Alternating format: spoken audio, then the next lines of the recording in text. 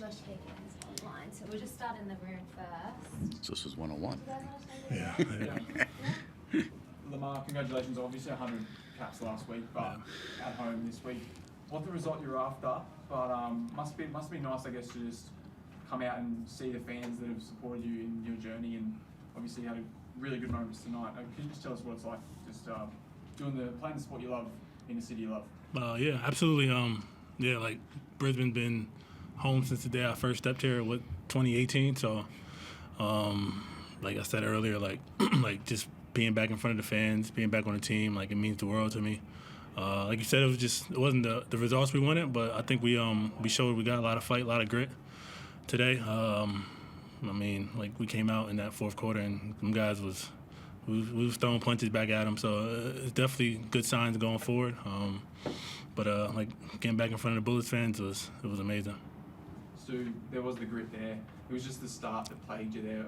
Is it more about you leave this going as the positives, or do you look more at the negatives, because the start is just not, you can't win games when you start like that? Yeah, no, I mean, I think you always look at the positives, right? Especially when there's such a fight, to get back in the game. I felt we were a little flat, and tough trip coming home from Perth. And, maybe that had a little bit to it. We lose Alex early in the game. Anytime you have a guy that plays a pivotal role and he gets out so quick, it throws off like the rhythm of what we're doing. Game plan, matchups. We're kind of scrambling at that point, and Melbourne's just so good at taking advantages. When they present themselves, and once we settle down, we win the second half, and we're down 3 in the second quarter. So just that early run, it's tough, puts us behind, but I couldn't be happier with the fight of the group. Coach, Jalen Adams did not start again tonight. 29 points, season high for him. How happy are you with the way he's responded? Yeah, real well. Like I said the other night, Jalen's a professional. He understands why the decision was made. These 2 back-to-back games, we didn't practice in between. We played really well up in Perth with like a real pace and effort and pop to it. So we just ran it back. He understood. He still plays 31 minutes tonight, and he really turned it on down the stretch, and that's what we need from him. Lamar, how happy are you with the fight that you saw from your team tonight? Like you said, you guys were swinging down to the very last second. How happy are you with just the fight that your team showed? Yeah, absolutely. Very happy. But like even during the game, like we were down, like it didn't feel like they were just better than us. It just felt like we just weren't playing good. And whenever that's like, it's like, all right, well, just one quick run, we can turn this thing around. And that's just what I was trying to preach to the guys. And then back to J.A., I think J.A.'s here now, so we woke up a beast to him, and it's going to be good going forward. Coach, my last question is just 20 turnovers. Yeah. How do you clean that up? Because you can't beat a team like Melbourne or anyone in the NBL with 20-plus turnovers. No, and it was, there were sloppy moments in the game. They actually had 16. The 2 things I actually circled was the 20 turnovers and 17 for 27 from the line. And, those are probably more like mental mistakes, which come from fatigue. And, no excuses, but it's a long trip home from Perth on a short turnaround. And, we're basically playing like 6 guys and fighting tooth and nail with the top team in the league. There's no excuse, we got to be better, with the ball. But it got real sloppy for both teams, down the stretch. So, yeah, it's just tough. I feel like, man, we just left it out there. We make a couple more free throws, even early in the game, they go on their run. But I'll go back and watch the film. But man, I felt like we missed some easy layups early, just touch shots, and we're down 12 or 14, but it kind of felt like we're down 6 or 7 with the way we were playing. We're just let's just hang on, let's get it to a good number for halftime, clean up a few things, make our run. So we were locked in, and the guys just played their ass off. Lamar, what do you like what you're seeing from Tristan Devers? Obviously he did have a crucial slip up in the last couple of minutes there with the turnover, but outside of that, I think he sparked the defensive urgency that flipped the script in the second half. 100%. Yeah. What do you like from him, mate? TD, He's pretty young. TD's been great. He changes the pace. You got to go up against him in practice every day. He changes the pace. He brings energy, doesn't complain. Just one of those kids that he gets it and he understands. He just wants to get better. and that's all you can ask from a young guy. Like, you live and die with whatever mistakes he does with out there, but he also did a lot of good, like saving the ball, late game, and stuff like that. So if he has one little mishap, like, that's all right. It's growing pains for him and going forward in his career and in our season. So, like, this is good. Like, if we have that mess up early in the season, going down the line, like, I'm sure TD will be fine. Lamar, I saw a clip today of an interview of Roman Stu Lash overseas, and he said that you sort of helped tee up you just started a conversation with him and the coach. Have you kept in touch with him, and can you provide any more light on how you got him over there? Oh yeah, Roman's he's one of my young fellas. Like, before he signed to Tassie, the Jack Jumpers, I was telling Pitt, like, look at this kid, and that was before, like, he even thought about college. I thought he needed college, but, you know, like, I can't tell a kid to turn down a pro contract.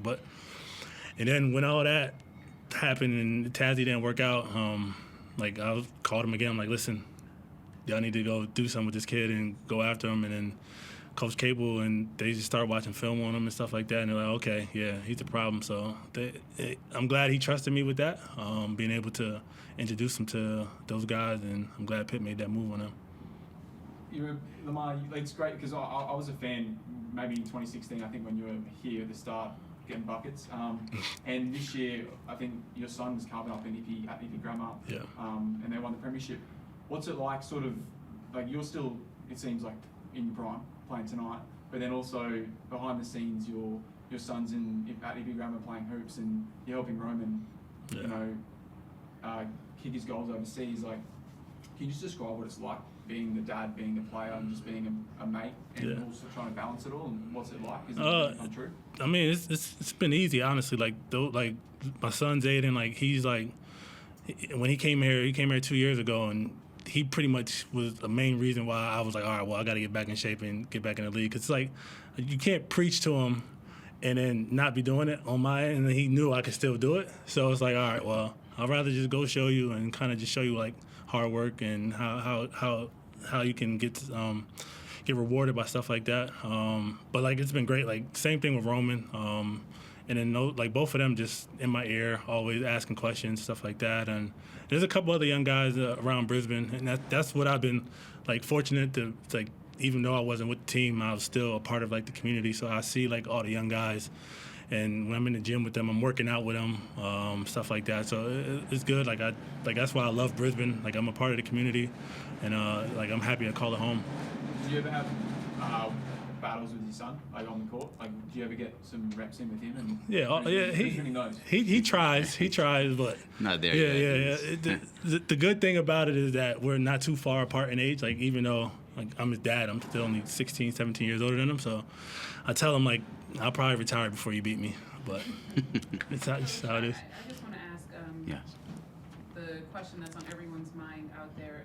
You said it, Alex Dukas did not return to the game. Is there any insight that you can provide? Did he stay in the building? Did he have to leave the arena? Is Achilles like we all assumed? Or? No. I mean, he should be fine. It's some soreness with his ankle. We'll get, like, more of a understanding during the weekend, so I don't know specifically. But he was here the whole time. He was on the training table, and then he was on the bench, in the second half. So it flared up a little in Perth, and you can see some tightness, like, in layup lines. So he gave it a go, and he just wasn't running well. So, like, player wellness always first. But no, it shouldn't be anything, like, serious or long term. Okay, Josh Higgins. Yeah, Stu, obviously, congratulations on the win, first and foremost, mate. And obviously, looking forward, maybe potentially one piece away, obviously dealing with a few injuries here and there as well. Javon Freeman, Liberty, and obviously the club have mutually parted ways over the last couple of weeks. What is the sort of player that the club is sort of looking at right now to potentially replace him? And, have you got any inclination into some timelines potentially for a new player in? First of all, we didn't win the game tonight. We played really hard, and we put ourselves in a position to win the game. And I won't make any comments about player transactions. That's stuff we keep internal.